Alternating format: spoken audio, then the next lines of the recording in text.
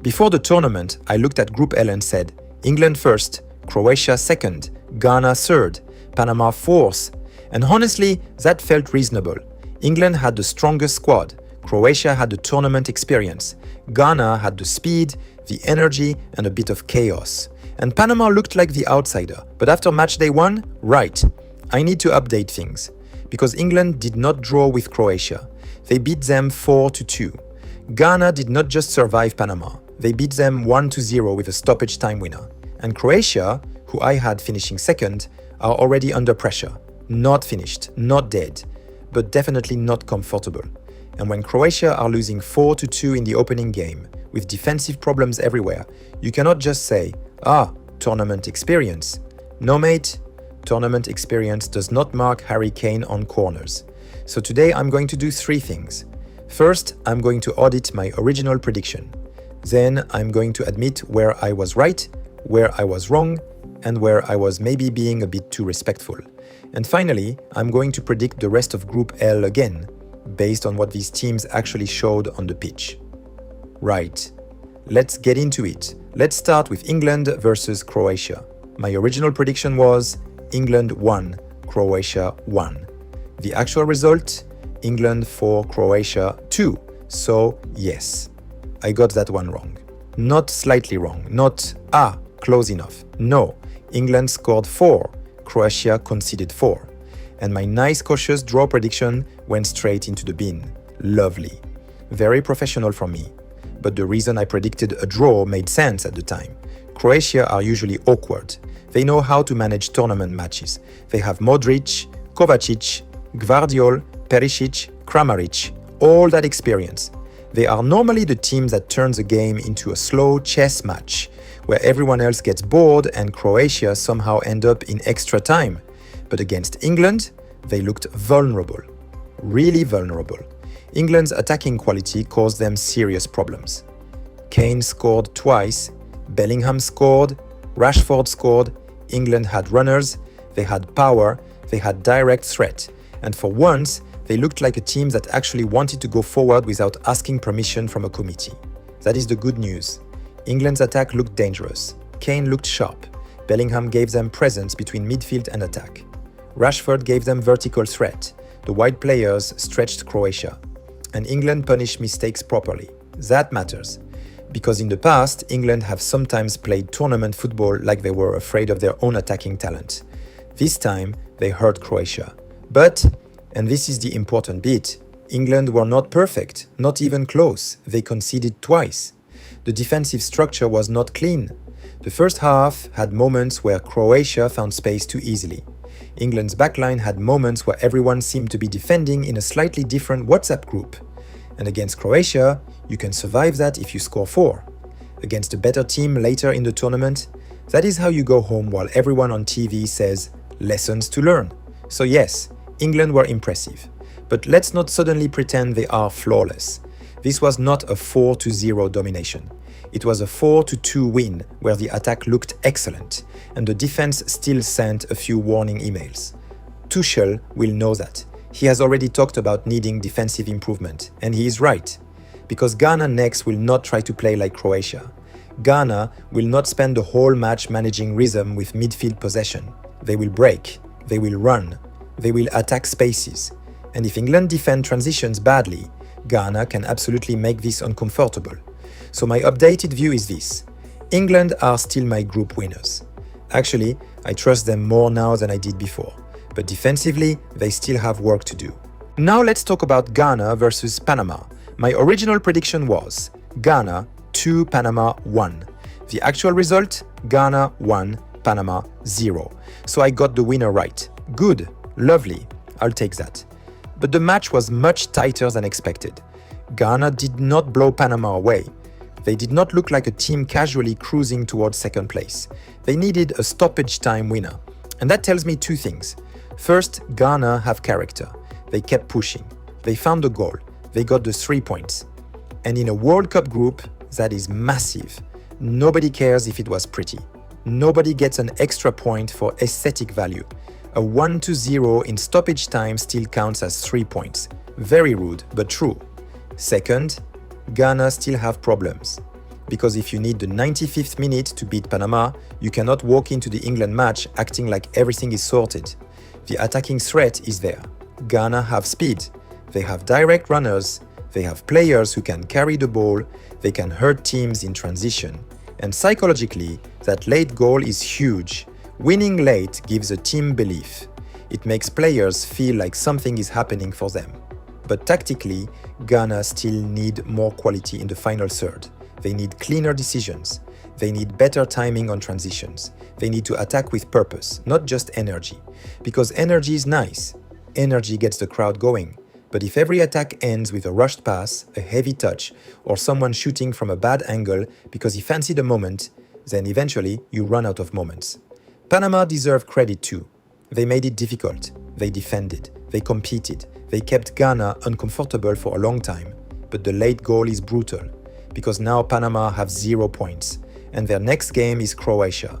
That is not exactly the comforting fixture you want after losing late, especially without Carrasquilla fully available. Panama are not finished. But their path is nasty now. They probably need a result against Croatia.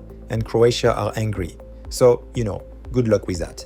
After matchday 1, the table is England, 3 points. Ghana, 3 points. Panama, 0 points. Croatia, 0 points. England are top on goal difference. Ghana are second. Panama are third. Croatia are bottom. And yes, Croatia are bottom. Which sounds strange because before the tournament, they looked like the sensible second place pick. But this is what happens when you concede 4 in your opening match. The table does not care about your reputation.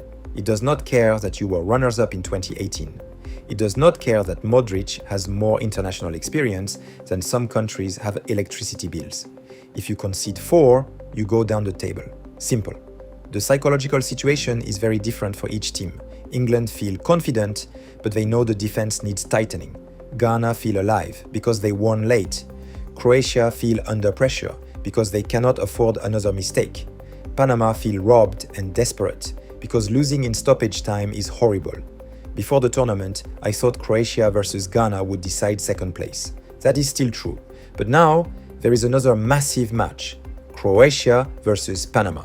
Because if Croatia do not win that, then I'm not talking about a little Croatian wobble. I'm talking about a proper Croatian crisis. The next match is England versus Ghana. And this is now a top of the group match. Both teams have 3 points. The winner probably qualifies directly.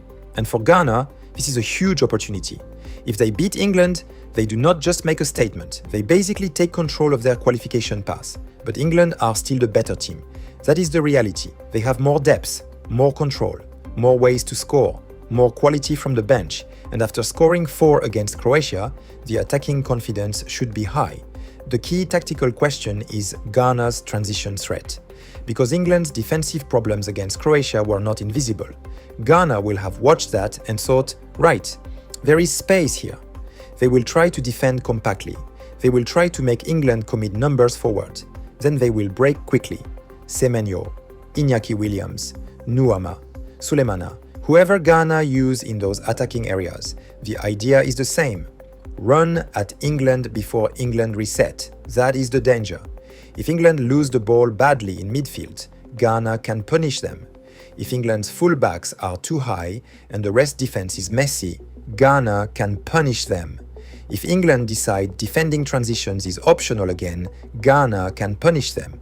You can see the problem. But Ghana also have a problem. England can hurt them in many more ways than Panama could. Kane can drop and link. Kane can stay high and finish. Bellingham can arrive late.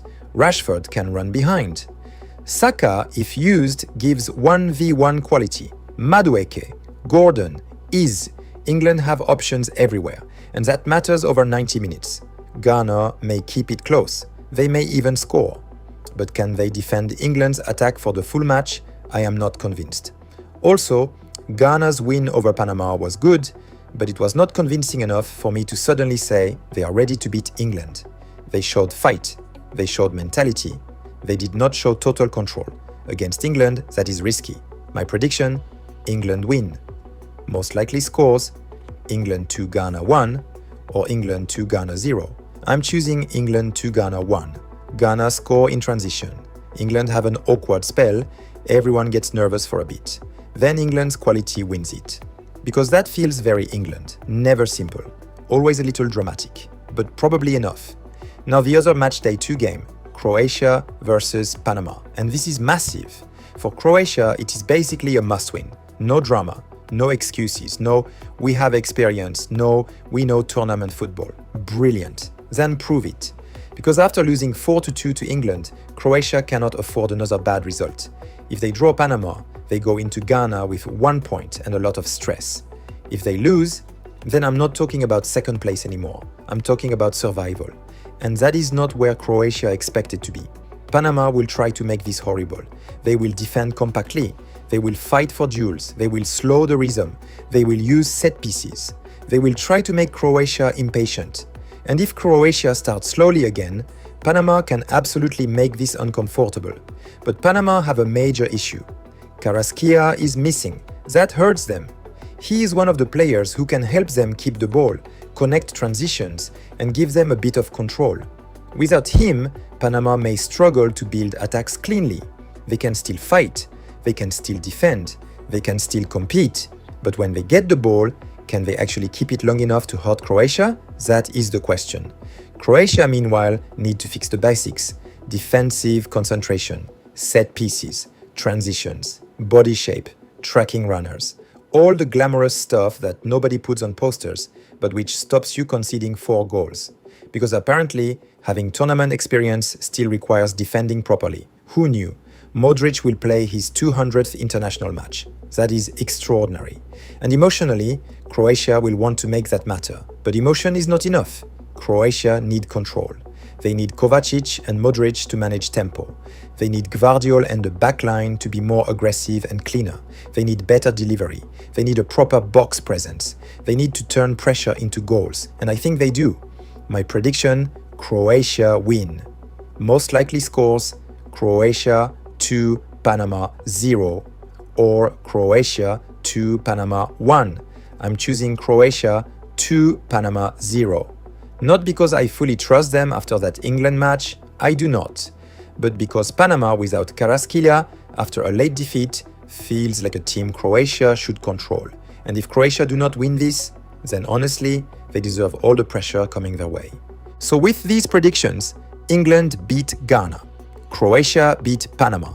The table after Matchday 2 becomes England 6 points, Ghana 3 points, Croatia 3 points, Panama 0 points. And now the group becomes very clear. England are basically through. Panama are almost out.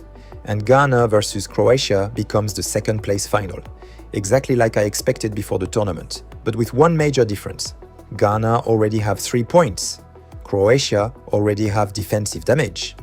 And goal difference matters. If Croatia only beat Panama narrowly, they may still go into the Ghana match needing to win, or at least needing a very controlled result. So even if the table becomes normal again, the pressure does not disappear. Croatia would still have to prove they can handle Ghana's pace, and Ghana would still have a real chance to steal second, final matchday. Panama versus England. If England have 6 points, this is about winning the group. They may rotate, they may manage minutes, they may protect players, but even a rotated England team should have too much for Panama. That is the difference in squad depth. England can change half the attack and still bring in players who would start for a lot of teams in this tournament. That is a luxury. Panama will fight. They will remember 2018. They will want to show this is a better Panama side. And to be fair, they are better, more organized, more competitive, more mature. But England should still control the game. The only risk is complacency. If England treat it like a training session, Panama can make it awkward. If England give away set pieces, Panama can create moments. If England rotate too heavily and lose rhythm, the match can stay close. But overall, England's quality should win. My prediction, England win, most likely scores, Panama 0, England 2, or Panama 1, England 3. I'm choosing Panama 0, England 2, professional, controlled, a bit less chaotic than Croatia, which would be nice, wouldn't it? Now the real match, Ghana versus Croatia. This is the second place final. And after match day 1, I am changing my prediction. In the first script, I had Croatia finishing second. I trusted their tournament experience, their midfield control, their ability to manage pressure. But after seeing Croatia concede 4 against England and Ghana win late against Panama, I am not as comfortable anymore, because this matchup is dangerous for Croatia. Ghana's strengths are exactly the things that can hurt an aging or stretched team: speed, transitions, direct running, 1v1 attacks. If Croatia lose the ball high, Ghana can counter. If Croatia's midfield gets bypassed, Ghana can run at the backline. If Gvardiol or the centre-backs get dragged into wide areas, Ghana can create chaos. And Ghana do not need to dominate the ball, they need moments. Croatia, on the other hand, need control. They need to slow the game down. They need Modric and Kovacic to dictate rhythm. They need to stop the match becoming a sprint contest. Because if this becomes a sprint contest, Croatia are in trouble. That is not their game. They want football at their tempo. Ghana want the match to feel like someone pressed fast forward. So the tactical battle is very clear. Croatia want possession with control. Ghana want transitions with space. Croatia want the game calm. Ghana want it emotional. And after match day 1, I think Ghana are in a better mental place. They have belief, they have the late winner, they have nothing to fear. Croatia have pressure. They have to prove the England match was just a bad defensive day and not a sign of decline. Now, I am not saying Croatia are finished. That would be silly. They still have quality. They still have experience. They still have players who know how to survive these exact matches. And if they score first, they can manage the game. But if Ghana score first, Croatia could be in real trouble, because then they have to chase. And when Croatia chase, space opens. And when space opens, Ghana become dangerous. I think this is tight. I think Croatia score, but I also think Ghana score. And because Ghana may have the better goal difference situation depending on the Panama result, a draw could be enough for them. So I am changing the table. My prediction: draw, most likely scores, Ghana 1, Croatia 1, or Ghana 2, Croatia 1. I'm choosing Ghana 1, Croatia 1. Ghana hold Croatia. Croatia do not collapse, but they do not do enough, and Ghana still second place.